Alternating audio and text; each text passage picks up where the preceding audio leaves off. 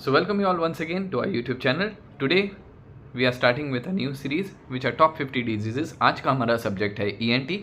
ये सेशन जो है नीट पीजी INICT और FMG हर एक स्टूडेंट के लिए इंपॉर्टेंट है. ऑल्दो अभी जो एग्जामिनेशन हमारे सामने आ रहा है वो नीट पीजी 2026 है which is suppose to happen on 30th of August 2026. उसके लिए सभी एस्पिरेंट्स को ऑल द बेस्ट. और हम जो अभी ये सेशन लिख रहे हैं इसमें हमने टॉप 50 डिजीज़ लिए. This is the part 1 video of this. यहाँ पे हम 25 डिजीज़ बात करने वाले हैं जो ENT सब्जेक्ट्स हैं जो कि बहुत मोस्ट इंपॉर्टेंट हैं. और एग्जामिनेशन पॉइंट ऑफ व्यू में ये डिजीज़ आपको बिना पढ़े नहीं जाना है. अगर आप वो स्टूडेंट है जिसने अभी तक कुछ भी नहीं पढ़ाई की है तो भी ये सेशन आपके लिए इंपॉर्टेंट है. अगर आप वो स्टूडेंट है जिसने थोड़ी बहुत पढ़ाई की है पर रिवीजन नहीं हो पाया है उसके लिए भी ये सेशन इंपॉर्टेंट है. और अगर आप वो स्टूडेंट है जिसने सारे ग्रैंड टेस्ट दे दिए हैं, सारे सब्जेक्ट टेस्ट दे दिए हैं, सब कुछ पढ़ लिया है और पूरे साल भर से पढ़ाई कर रहे हैं बट एक सेशन ऐसा चाह रहे हैं जिसमें हम बज़वर्ड्स पढ़ लें, क्लिनिकल फीचर पढ़ लें, हॉलमार्क फीचर पढ़ लें, तो ये सेशन भी आपके लिए इंपॉर्टेंट है. जैसे जैसे सेशन आगे बढ़ता जाएगा हम अलग अलग डिजीज़ देखते जाएंगे जो एग्जामिनेशन में बार बार पूछी गई हैं और एग्जामिनर कैसे आपको ट्रिक कर सकता है, कैसे आपको कुछ पॉइंट्स में कंफ्यूज कर सकता है, कैसे वेरिएशंस दे सकता है, उस पर बात करेंगे. चलिए टाइम वेस्ट किए बिना पहली डिजीज़ पे जाते हैं. एक्यूट ओटाइटिस मीडिया कैसे केस प्रेजेंट करेगा एग्जामिनेशन में आपके सामने. Child present with fever, severe otalgia and URTI. After URTI obviously cough cold हुआ, उसके बाद उसको ईयर पेन हो गया, फीवर हो गया, या तो अब वो आपको क्लिनिकल एग्जामिनेशन फाइंडिंग दे देंगे या फिर आपको बल्जिंग टिम्पैनिक मेम्ब्रेन का फोटोग्राफ दे देंगे. लाइकली पॉसिबिलिटी है कि वर्ड्स में खेलना चाहेंगे इसलिए बड़ा क्वेश्चन दिखाने के लिए वर्ड्स देंगे कि on examination you found that there is a bulging tympanic membrane and congested tympanic membrane with a cart wheel appearance, है ना, या फिर पीछे पस दिखा देंगे. ठीक है, ऐसा कुछ क्वेश्चन आपको वेरिएशन दिया जा सकता है. This is the case of acute acute otitis media. अब एग्जामिनर आपके सामने 3 तरीके के विकल्प रखेगा. या तो आप इसका मेडिकल मैनेजमेंट करोगे, या आप इसका सर्जिकल मैनेजमेंट करोगे, या फिर इसको अनट्रीटेड छोड़ दोगे. यहाँ पे क्वेश्चन पूछेगा या फिर ये पूछेगा कि मोस्ट कॉमन ऑर्गेनिज्म क्या है, मोस्ट कॉमन सिम्टम क्या है, या फिर आपको दे देगा कि पहले टॉन्सिलाइटिस हुआ, फिर उसको एडिनोइटिस हुआ और उसके बाद उसको ईयर इन्फेक्शन डेवलप हुआ. कुछ भी तरीके का वेरिएशन दे सकता है. अगर बल्जिंग कंजेस्टेड टिम्पैनिक मेम्ब्रेन दिख गई it is and of discussion, it is acute otitis media. चलिए नेक्स्ट क्वेश्चन की तरफ चलते हैं. Otitis media with effusion, glue year या फिर सीरस ओटाइटिस मीडिया कैसे प्रेजेंट करेगा आपके सामने. एग्जाम में क्या लाइन लिखी रहेगी जो हमें कैच करनी है. Painless conductive hearing loss in a child. ठीक है, अब ईयर की फाइंडिंग क्या देंगे कि एम्बर कलर्ड फ्लूइड आ गया है आपके टिम्पैनिक मेम्ब्रेन के पीछे और रिट्रैक्टेड टिम्पैनिक मेम्ब्रेन है, एयर फ्लूइड लेवल्स हैं, बबल्स हैं आपको एयर में दिख रहे हैं. So painless conductive hearing loss in a child with amber coloured fluid, retracted tympanic membrane, air fluid level. This is a case of serous otitis media. Variation क्या देगा examiner, या तो आपको टिम्पैनोग्राम दे देगा कि बी टाइप टिम्पैनोग्राम दिख रहा है तो ये क्या केस होगा, या फिर ये दे देगा कि आप मैनेज कैसे करोगे, कि सर्जिकल मैनेजमेंट करोगे, मायरिंगोटॉमी करोगे या फिर मायरिंगोटॉमी विद ग्रोमेट इंसर्शन करोगे.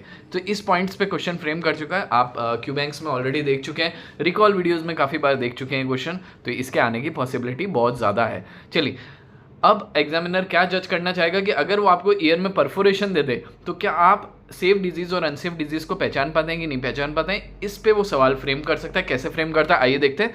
Chronic superlative otitis media of the ट्यूबो tympanic variety कैसे प्रेजेंट करेगा. पर्सिस्टेंट, वर्ड्स पे ध्यान दीजिएगा, बहुत बहुत इंपॉर्टेंट है, वर्ड्स पे ध्यान देना. ठीक है, इन सारे वर्ड्स पे ही वो एग्जामिनर आपके साथ खेलेगा और कुछ भी नहीं है. ठीक है, बहुत ज़्यादा पैनिक नहीं करना है. कुछ भी पढ़ाई नहीं की तो बिल्कुल टेंशन नहीं लेना. इस सेशन को बहुत ध्यान से देख लीजिए, बहुत यूजफुल होने वाला है, शॉर्ट होने वाला है, क्रिस्प होने वाला है. This is part 1 video. 25 disease देखने वाले. नंबर 3 पे आ चुके हैं. Persistent central perforation with painless discharge. ठीक है, सेंट्रल परफोरेशन, पेनलेस डिस्चार्ज. दूसरी कंडीशन पे ज्यादा है नंबर 4 पे. Foul smelling scanty discharge with attic perforation. ठीक है, अटिक परफोरेशन नॉट सेंट्रल. अब सेंट्रल परफोरेशन आ गया, पेनलेस हो गया, शांत माहौल है, सेफ डिजीज है. फाउल स्मेलिंग ये डिस्चार्ज हो गया, ठीक है, स्कैंटी डिस्चार्ज हो गया और अटिक पे परफोरेशन है. कोलिस्टोटोमा पे ले जाना चाह रहा है क्योंकि कोलिस्टोटोमा में तो हम जानते हैं कि फाउल स्मेलिंग ओटोरिया हो गया, कंडक्टिव हियरिंग लॉस हो गया, स्कैंटी डिस्चार्ज आ गया, अटिक परफोरेशन हो गया. पहले अनसेफ डिजीज थी, कोलिस्टोटोमा पे ले जा रहा था, पर इतनी लंबी गाथा देने के बाद वो एक CT स्कैन आपके सामने रख देगा जहाँ पे टेम्पोरल बोन का सीटी स्कैन होगा, आपको जो ऑसिकल्स होंगे ईयर के वो डैमेज दिखेंगे। So bone erosion is the classical feature of cholesteatoma. ये आपको पिकअप करना है HRCT पे। इतनी बड़ी बात मैंने आपको क्यों बताई कि आपको ये एक लाइन याद रखनी, इतनी बड़ी स्टोरी देगा कि पहले ये हुआ, फिर उसको एग्जामिन किया, फिर अटिक परफोरेशन मिला, फाउल स्वेलिंग, ये डिस्चार्ज, ये वो स्कैंटी होता गया और आपको HRCT दे दिया। तो ट्यूमर पे मत सोचना, बोन इरोजन को देखना और कोलियोस्टोमा पे डायग्नोस ले जाना। नेक्स्ट इंपॉर्टेंट केस जो आपके सामने आ सकता है वो है मैस्टोडाइटिस का। पोस्टीरियर ऑरिकुलर स्वेलिंग, मैस्टोइड कहाँ होता है? पोस्टीरियर ऑरिकुलर एरिया में होता है, कान के पीछे होता है। अगर वहाँ पे इन्फेक्शन हुआ तो वहाँ पे स्वेलिंग हो जाएगी, पिन्ना को पुश करेगा डाउनवर्ड एंड आउटवर्ड, ठीक है। और एक्सरे का फोटो दे देगा या CT स्कैन का फोटो दे देगा। मैस्टोइड सेल्स कैसे दिखते हैं? जाली जैसे दिखते हैं, पर अगर वो डिस्ट्रॉय हो जाएंगे तो वो आर्किटेक्चर डिस्ट्रॉय हो जाएगा, वहाँ पे क्लाउडी हेजीनेस आ जाएगी। कहीं पे भी साइनोसाइटिस होता है या फिर कहीं पे भी साइनस इन्वॉल्व होता है और उसका इन्फ्लेमेशन होता है तो हेजीनेस आ जाती है, क्योंकि यहाँ कलेक्शन होता है, ठीक है। तो हेजीनेस दिखा देगा, क्लाउडीनेस दिखा देगा, आर्किटेक्चर डिस्टर्ब दिखा देगा, मैस्टोइड सेल इकट्ठे कर देगा, ठीक है। जैसा नॉर्मल दिखता है वैसा नहीं दिख रहा है और इन्फेक्शन के बैकग्राउंड में दिख रहा है, दिस इज मैस्टोडाइटिस। नेक्स्ट केस पे आते हैं, ओटोस्क्लेरोसिस। हर बार क्वेश्चन आएगा एग्जामिनेशन में, आप स्टेट गवर्नमेंट का एग्जाम देख लो, सेंट्रल गवर्नमेंट का एग्जामिनेशन देख लो, कोई भी स्टेट का MO एग्जामिनेशन देख लो, आपके नीट PG देख लो, INICT देख लो, FMG देख लो, ओटोस्क्लेरोसिस आपको हर बार मिलेगा। कैसे देगा? बहुत क्लासिकल सिंपल मासूम सा फीचर देगा कि यंग वुमेन है with progressive conductive hearing loss, और क्या देगा? कराट्स नॉच देगा, 2K हर्ट्ज पे डिप देगा। वहाँ पे पकड़ना है। कहाँ हम मिस करते हैं इस क्वेश्चन को कि 2K हर्ट्ज पे नॉच है कि 4K हर्ट्ज पे नॉच है? 4K noise induce, 2K otosclerosis, end of discussion. Next disease पे आते हैं, presbyacusis, elderly patient, bilateral high frequency sensory neural hearing loss. क्या शब्द यूज किया? बायलेटरल है, एल्डरली है, सेंसरी न्यूरल हियरिंग लॉस है। पर हिस्ट्री चालू कैसे होगी? इस शब्द से कि a patient presented to you in the ENT OPD of 70 years of age having difficulty in understanding the speech. You later found out that the case is of bilateral high frequency sensory neural hearing loss. What it could be? अब tumour दे देंगे, ये दे देंगे, वो दे देंगे। Simple सोचना है गुरु, simple सोचना है। प्रेस बाय अक्यूसिस, दैट्स इट, ठीक है। बहुत हाई फाई नहीं सोचना है, ये इस पूरे सेशन का क्रक्स है। आ जाते हैं नॉइस इंड्यूस हियरिंग लॉस पे। जैसे कि मैंने बताया था कि 4K पे नॉच दिखेगी तो नॉइस इंड्यूस हियरिंग लॉस है। पर हिस्ट्री कैसे स्टार्ट होगी? A patient presented to you, he was working in some mill, he was working in some factory, he was working in some airport industry. जहाँ पे भी noise ज़्यादा है, जहाँ पे भी बहुत सारी नॉइज़ आ रही है, वहाँ नॉइस इंड्यूस हियरिंग लॉस हो सकता है। 4K पे डिप मिल रही है, noise induce hearing loss, end of discussion. Meniere's disease के ऊपर आते हैं। मिनरेज डिजीज में 3 चीज़ें देगा। पहला देगा वर्टिगो, दूसरा देगा सेंसरी न्यूरल हियरिंग लॉस और टिनिटस। अब सबके इंपॉर्टेंट शब्द क्या है? वर्टिगो प्लेन वर्टिगो नहीं है, एपिसोडिक वर्टिगो है। Sensory neural hearing loss normal नहीं है, फ्लक्चुएटिंग है, कभी आ रही है कभी जा रही है। टिनिटस साथ में चलता जा रहा है। और ऐसा फीचर देंगे जहाँ पे आपको आइडेंटिफाई करना है कि कहीं ना कहीं सोडियम रिटेंशन हो रहा है, कहीं ना कहीं वाटर रिटेंशन हो रहा है, कहीं ना कहीं ईयर में पानी ज़्यादा भर रहा है। दैट मीन्स वो क्या कहना चाह रहा है एग्जामिनर, कि आपको क्या ये कॉन्सेप्ट पता है एंडोलिम्फेटिक हाइड्रॉप्स का, जिसकी वजह से ये फ्लक्चुएटिंग चीज़ हो रही है, फ्लूइड हिलेगा, इधर होगा उधर होगा, वर्टिगो आएगा जाएगा, हियरिंग लॉस होगा नहीं होगा, जैसे फ्लूइड हिल रहा है वैसे वैसे चीज़ें होती जाएंगी। तो ये क्या केस है? मिनरेज डिजीज का। चलिए बिनाइन पैरोक्सिस्मल पोजिशनल वर्टाइगो पे आते हैं। इसमें पेशेंट को वर्टाइगो के साथ प्रेजेंट करेगा पर ऑन चेंजिंग द पोजीशन, ठीक है। अब जो मेन कंफ्यूजन आता है, जो आप जहाँ कंफ्यूज हो रहे हैं, डिक्स-हॉलपाइक टेस्ट और एप्लीज मैनुअर। एप्लीज के आगे शब्द क्या आ रहा है? मैनुअर, मतलब वो क्या होगा? ट्रीटमेंट होगा। डिक्स-हॉलपाइक के आगे शब्द क्या आ रहा है? टेस्ट, तो वो टेस्ट होगा। तो diagnostic test is a Dix Hallpike test, sorry, and which is positive in this case, and Epley's manure is used to correct this condition। चलिए अब वेस्टिबुलर न्यूराइटिस पे आते हैं। बहुत इंपॉर्टेंट है, 12 नंबर, बहुत ध्यान से सुनिएगा। Acute severe vertigo after viral illness, ठीक है, बट हियरिंग इज प्रिजर्व्ड। क्योंकि जो नेक्स्ट कंडीशन है लैब्रिन्थाइटिस, उसमें वर्टिगो तो है, ईयर इन्फेक्शन भी है, जैसा कि आपके वेस्टिबुलर न्यूराइटिस में था, परंतु अब लैब्रिन्थाइटिस में क्या आ गया? हियरिंग लॉस आ गया, कि अब इन्फेक्शन इतना सीवियर हो गया कि उसने लैब्रिंथ को डिस्टर्ब कर दिया। अब हियरिंग लॉस मैनिफेस्ट हुई है। जब तक नर्व इन्वॉल्व थी तब तक हियरिंग लॉस नहीं था। यहाँ पे क्वेश्चन फ्रेम होगा। ये 2 ऑप्शंस आपको हैंड इन हैंड मिलेंगे। ठीक है, कि वर्टिगो हुआ, वायरल इलनेस हुई, vertigo viral illness, hearing loss को पकड़ना, हियरिंग लॉस लैब्रिंथाइटिस में मिलेगा, and of discussion. Hearing loss कहाँ नहीं मिलेगा, वेस्टिबुलर न्यूराइटिस में नहीं मिलेगा। नेक्स्ट इंपॉर्टेंट क्वेश्चन पे आते हैं, जिसमें हमेशा आपको एक एमआरआई मिलेगा, सीपी एंगल पे ट्यूमर मिलेगा, और आपको पूछा जाएगा कि ये क्या हुआ है, आइसक्रीम कोन अपीयरेंस, और आप सब कुछ पढ़ चुके हैं, ठीक है।